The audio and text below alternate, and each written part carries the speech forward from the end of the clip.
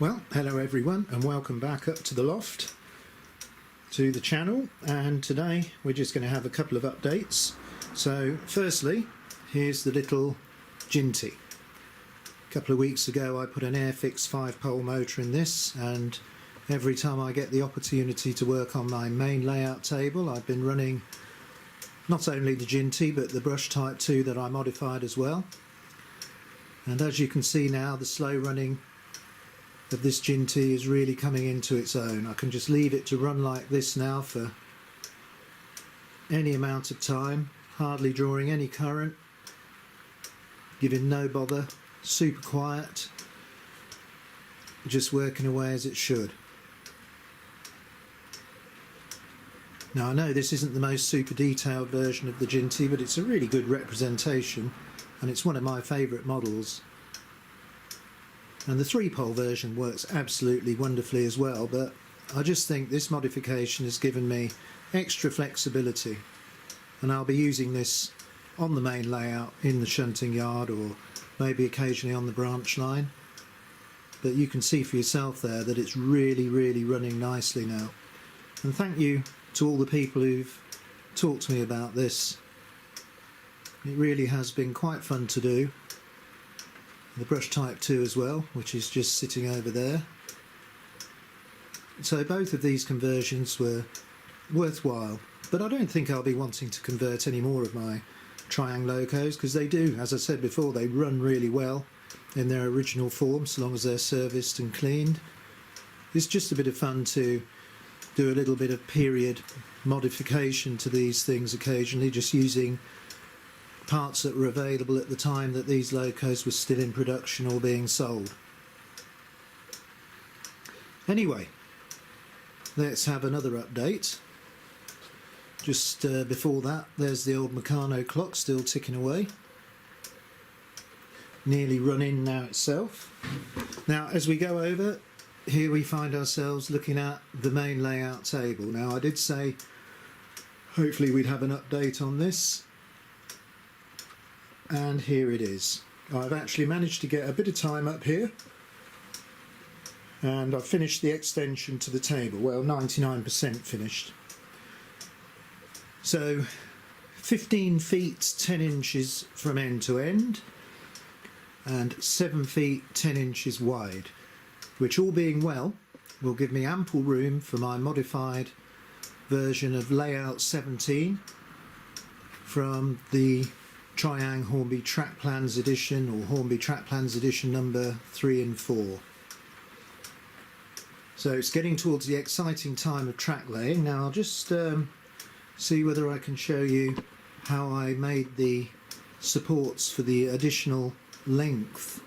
Rather than putting another row of legs that get in the way of your feet as you walk up and down the table, I've actually just made braces that come off from those legs. I mean, those are securely screwed to the floor, and it means that I've got quite a lot of room when I walk by the front of the table, so I'm not catching my toes on legs or whatever. And I am going to build a sort of control station on a little table under there, and then I'll probably make it with quite long wires so I can move it slightly if I want to.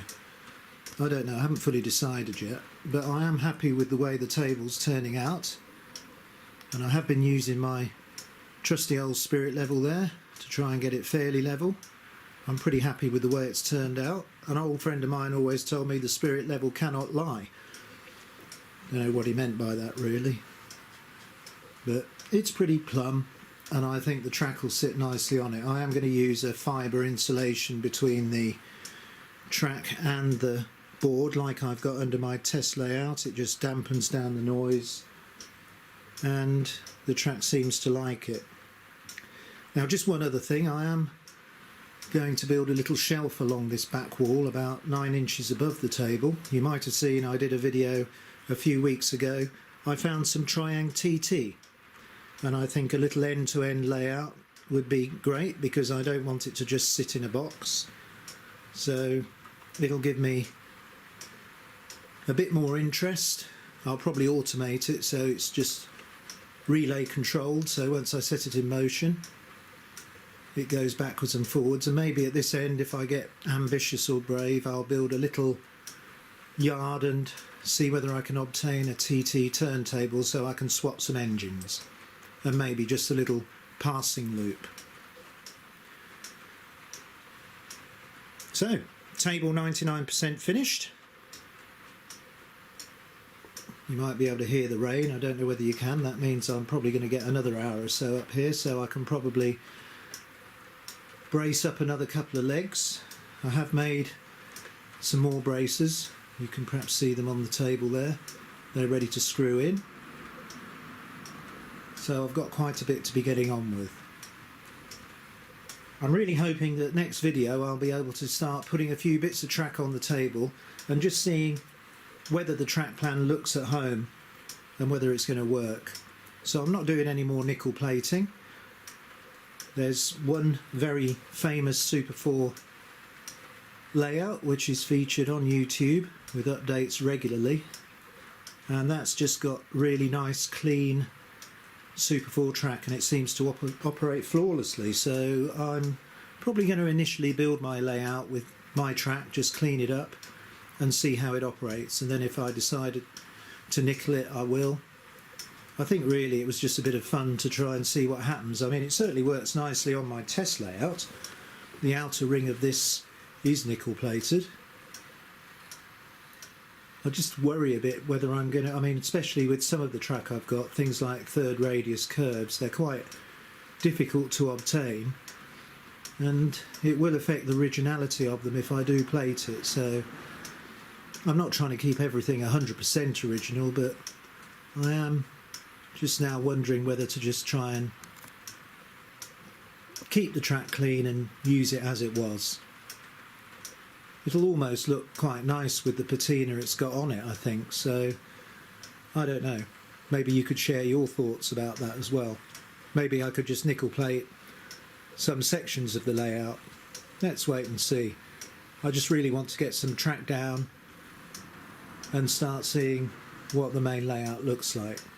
Now look at that going along there. That's magnificent, isn't it? That will run like that now until I turn the controller off, drawing virtually no current. I did mention that the brush was being run in as well. Well, I've measured the consumption of both these locomotives, and they started off at about 0.2 to 0.3 of an amp. Now they're well under that now. Okay, well, that's about all I've got to show you, unfortunately, this time, but hopefully next time we'll be able to see some track going down on the main table.